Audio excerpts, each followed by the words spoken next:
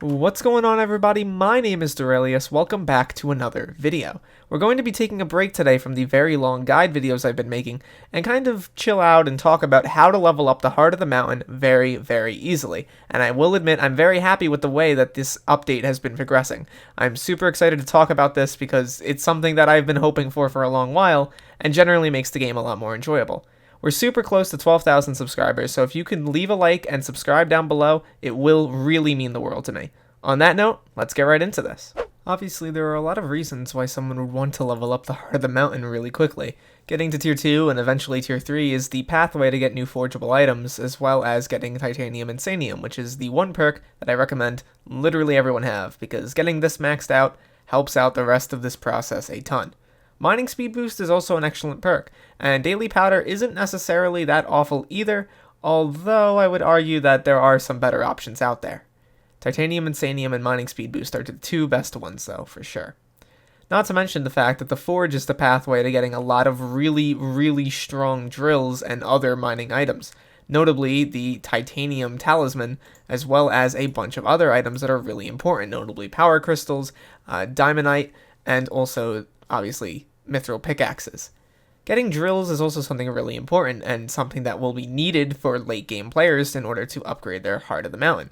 But the problem that I've noticed a lot of people walking into is they're unable to complete their commissions, and by that I mean they're unable to do certain types of commissions, notably things like goblin slayers, getting titanium in certain regions, and generally just struggling with that whole thing. That's kind of a major problem. It kind of feels like people are getting locked out of content, and I kind of wanted to make this video to talk about what I've been doing personally, as well as some things that my guild as a whole have been doing to sort of alleviate that issue. Notably, I think that people should look at this more as a positive-sum game for everyone. We should be actively working together as a group to solve these problems and to get the amount of items necessary in order to all of us to level up. As you can see, there's a lot of titanium here, and that's a good thing. Titanium is something relatively hard to get unless you have a very high level of titanium and sanium, and it isn't necessarily required for every person to farm up a ton of it, especially if you don't have the commission. What I'm basically saying here is there should be some level of etiquette here. If you are, for instance, doing a bunch of mining to try to get your mithril collection up, or to get your mithril commission done, if you get some titanium, don't mine it. Ask people in chat if they want some of it in order to complete their commissions. If we do this as a community, if we work together, if we actively help each other out, we'll all benefit in the end, because there will be a time where you need to get some titanium of some sort, and where you need to be able to get all of that titanium, as you can see right there. That is very important from a community standpoint, because helping each other out is going to make this update a lot more fun and enjoyable for everyone. Not only does it allow you to meet some new people and make some new friends, but it also allows you to do what you need to do quicker. Even if you are a selfish player, even if you are a player who has no need or no want to help anyone else out, helping each other is beneficial to you in particular. If you are able to help out one other player, they will be more willing to help you out in the future, and it will make it faster for both of you. I don't understand the really selfish logic behind a lot of these, sort of players who are just stealing from each other or, for instance, taking away from other people. That won't help you in the long run. Making friends, having a guild, having a group that will be willing to help each other will make it easier on every single one of you to get what you need to do done.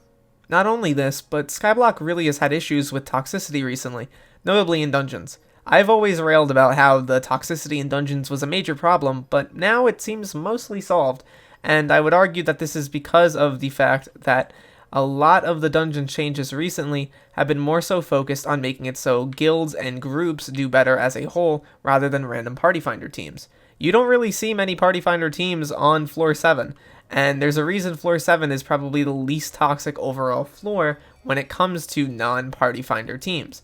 Obviously, if you have a group of friends who are willing to run the content with you, it makes way more sense to, not be toxic.